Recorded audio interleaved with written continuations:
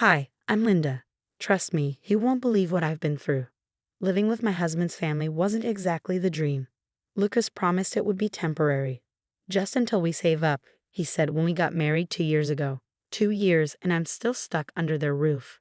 I'm an interior designer, and a dang good one. My client list is growing, and my designs have even made it into local magazines. You'd think my husband would be proud, right? Wrong. You're spending too much time at the office, Linda. Who are all these clients anyway? Lucas would grill me nearly every night over dinner. They're just clients, Lucas. You know I'm working on that new restaurant downtown. His mother, Regina, would pipe in as she passed the mashed potatoes. A proper wife should be home more. In our family, we believe in traditional values. Traditional values, I was sick of hearing it. Lucas's sisters, Amber and Kira, always found ways to pile on. Maybe if you dressed more modestly, Lucas wouldn't worry so much. Amber would comment, her eyes darting to my sleeveless blouse. I'm in my own home, I snapped once. Technically, our home, Regina corrected with a tight smile. Every time I suggested finding a place of our own, Lucas shut me down. Not this again, Linda. You know Dad's health isn't great. He needs us here. Conveniently, Richard, my father-in-law, would cough dramatically, though I'd seen him swinging golf clubs just last week. The breaking point came when I met Natalie, a coworker who quickly became my first real friend since moving in. Girl, you need to set some boundaries, she said over lunch one day. It's not normal for your husband to check your phone every night. He doesn't check it, I mumbled. He just glances at it sometimes. Linda, that's still checking. And living with his family, that's just asking for trouble. That evening, Lucas was waiting when I got home. His arms were crossed, his face tight. Who's Natalie? Why are you having lunch with her so often? She's my coworker, Lucas. We're working on the Morrison project together. You never mentioned her before. Are you hiding something? I took a deep breath, my frustration boiling over. The only thing I'm hiding is how miserable I am. We need our own space, Lucas. I love you, but this isn't healthy. His voice rose, sharp with accusation. What isn't healthy is my wife forgetting her family values. As if on cue, Regina entered the room, her tone dripping with judgment. Lucas is right, dear. You've changed. All this attention at work, it's gone to your head. Pride comes before a fall, you know. I'm not proud, Regina. I'm successful. There's a difference. I went to bed that night feeling caged, the walls of the house closing in. The next day, after an exhausting shift, I walked into the kitchen to find the family gathered for dinner. You're late again, Lucas muttered without looking up. Had to finish the Morrison project. Work, work, work. Regina sighed. Maybe you should focus on your home instead. I clenched my fists. Lucas, I've been thinking. That new development across town has some beautiful houses. We should look. Not this again, Linda, he interrupted. Our life is here with family. Your family, Lucas, not mine. Richard let out his token cough. Son, your mother needs help with her medications. And my heart. They need us here, Lucas insisted, his tone resolute. They need you. I need my husband. I need privacy. Privacy? He scoffed. What are you hiding, Linda? That was it. I stormed out into the garden, the crisp night air biting against my skin. Stars sparkled mockingly above as tears burned hot down my cheeks. How had my life become this prison? Hey, everything okay? Jack's voice startled me. Just family stuff, I admitted, wiping my face quickly. The whole moving out discussion again. Jack, the only member of Lucas's family who seemed to understand, nodded knowingly. This family can be a lot. I get it. I laughed bitterly. Is it too much to ask for a little space of our own? He smiled softly. You know what's funny? Even when you're upset, you still look put together. Must be that beautiful hair of yours, like something out of a shampoo commercial. I managed a weak laugh, but the moment shattered as I heard footsteps behind us. Lucas had come to the garden, likely to apologize, but when he saw Jack compliment my hair, his face darkened. Without a word, he spun around and retreated. Later, in our bedroom, the silence between us was suffocating. Lucas's voice finally cut through, sharp and cold. Cover your hair. I blinked, sure I'd misheard. What? You heard me. If you're going to live in this house, cover your hair. My jaw dropped. This is insane. I've told you, Lucas, we need our own place. Then you wouldn't have to obsess over who sees my hair. My father needs us here. I scoffed. Your father plays golf every weekend. He's fine. His eyes narrowed, his tone unrelenting. Cover your hair. No, I won't. I crossed my arms, trembling with anger. This is exactly why we need to move. Your jealousy is out of control. He didn't respond, just turned his back to me. I sighed, grabbed a sleeping pill, and lay down, turning my back to him. The only way I could find rest in this house anymore was with medication. Fine, have it your way, he muttered. As the pill pulled me into sleep, I vaguely heard him pacing. The rustle of a drawer opening filtered through my haze, followed by a sudden, chilling sensation on my scalp. I tried to stir, to protest, but the medication dragged me under. When I woke, something felt off. My hand instinctively went to my hair. The flowing locks I had spent years growing were gone. In their place were jagged, uneven strands barely reaching my ears. I bolted to the mirror and screamed. Regina appeared at the door, coffee cup in hand. What's all this noise about? I turned, trembling with fury. Look at what he did to my hair. She tilted her head, sipping her coffee casually. Oh dear. Trying out a new style? It's different. Different. Lucas cut my hair while I was sleeping. Her lips pursed into a smug smile. Well, it'll grow back. Maybe next time you'll listen. I stormed downstairs, finding Lucas at the breakfast table, calmly eating as if nothing had happened.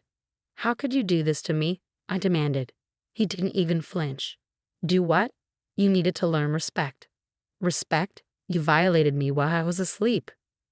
Amber, who had just entered the room, rolled her eyes. Don't be so dramatic. It's just hair. It'll grow back if you behave. I couldn't take it anymore. I called in sick to work, but Natalie showed up at the house that afternoon. The moment she saw me, her eyes widened in shock. Oh my God, Linda, pack your things. You're staying with me tonight. At Natalie's apartment, I broke down as she made tea. It's worse than you think, she said, her face grave. The Morrison Project. Lucas called them last week. He tried to cancel the contract, said you were mentally unstable. He what? And that's not all. Remember the Petersons? Regina's been spreading rumors at the country club that you're having an affair with a client. My hands shook as I scrolled through my calendar. Cancelled appointments stared back at me. It was him, I whispered. Natalie grabbed my hands. Linda, this is abuse. You need to document everything. That night, I ordered hidden cameras. While the family was at church, I installed them in our bedroom, the kitchen, and the living room. What I found made my blood run cold. Footage showed Regina rummaging through my drawers, Amber scrolling through my phone while I was in the shower, Kira photographing my personal documents, Lucas reporting my every move to his mother. Then came the damning conversation. In the kitchen, Regina spoke in a low voice. The hair was a good start, son, but she's still too independent. Maybe we should take her home next. Remember how well that worked with Diana? My heart sank. Diana. That night, I scoured my email and found a chilling subject line. I was Lucas's ex. Hi, Linda. I saw your picture in the design magazine and recognized Lucas. I need to warn you, what they did to my hair was just the beginning.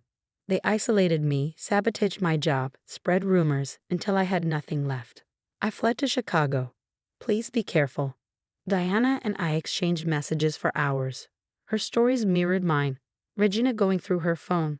Lucas canceling her clients. The family gaslighting her at every turn. Weeks of pretending followed. While outwardly playing the obedient wife, I secretly packed documents, backed up evidence to the cloud, and finalized plans to escape. Natalie secured me a position at a prestigious firm in Boston, and Diana revealed the family's darkest secret. The fraud goes deep, she told me. I worked in their accounting department. Richard funneled stolen money into offshore accounts. Mrs. Peterson's charity donation, it never made it to the foundation. Diana's information was the key. I anonymously tipped off their largest client, and auditors descended like a storm. The morning it all came crashing down, Lucas stormed into the bedroom, his face contorted with rage. Did you do this? Did you trigger the audit? I looked up from packing my suitcase, calm for the first time in months. Me? I'm just your unstable wife, remember? The one you mutilated in her sleep. Regina barged in, pale as a ghost. They're going through everything. Good, I smiled, pulling out the divorce papers. And so will the court. Lucas's face twisted with rage. You ungrateful little. Save it, I cut him off, my voice calm but firm. I have everything on camera, the harassment, the abuse, those late-night family meetings where you all plotted to break me. Oh, and Diana says hi, by the way. The color drained from their faces. You can't prove anything, Richard wheezed, his usual bravado cracking. I tilted my head, feigning sympathy. The cameras caught you discussing the offshore accounts in the kitchen last week. Oops. The scandal hit like a tsunami. Lucas and Richard were swiftly indicted on fraud charges, and I moved to Boston to start anew. My lawyer made sure I got my fair share in the divorce. Half of everything Lucas owned before his assets were frozen by the court. Weeks later, Natalie sent me a local news link. The headline read, Bennett family business empire crumbles. Father and son face federal charges. I couldn't help but smile as I texted her back. Karma's a better designer than me. Diana flew in to celebrate, her laughter as infectious as ever. They selling the house yet? She grinned over a glass of wine. Yep. Regina and the sisters had to move into a small apartment. I replied, savoring every word. I heard Amber's country club membership got revoked, and Kira's fiancé called off the wedding. Apparently, his family doesn't approve of criminals. 2 years flew by. My design firm in Boston flourished, specializing in women's shelters and safe houses, spaces designed for healing and strength. My hair grew back, longer and stronger than ever, a living testament to resilience. Then came the call I'd been waiting for. Lucas was sentenced to 5 years in prison for fraud. Richard got 7. Their business was gone, their reputation destroyed, their social status obliterated. During one of Natalie's monthly visits, she asked, How does it feel? I ran my fingers through my long, flowing hair, smiling. Like justice. Regina tried to reach out once, probably looking for money. I blocked her number. The last I heard, she and her daughters were working retail jobs, their designer clothes and luxury cars long gone. Recently, my latest shelter project was featured in Architectural Digest. When the interviewer asked about my inspiration, I simply said, Sometimes, the most beautiful designs come from rebuilding after destruction. What would you do if your spouse's family tried to strip away your career, your freedom, and your identity, and actively participated in your destruction? Would you quietly escape, or would you ensure they face the consequences of their actions? Share your thoughts in the comments below. Abuse isn't always physical. It can be the slow erosion of your independence, confidence, and sense of self. If Linda's story resonated with you, share your experience. Your voice could help someone else find their strength. And remember, abuse thrives in silence, but power comes from breaking free.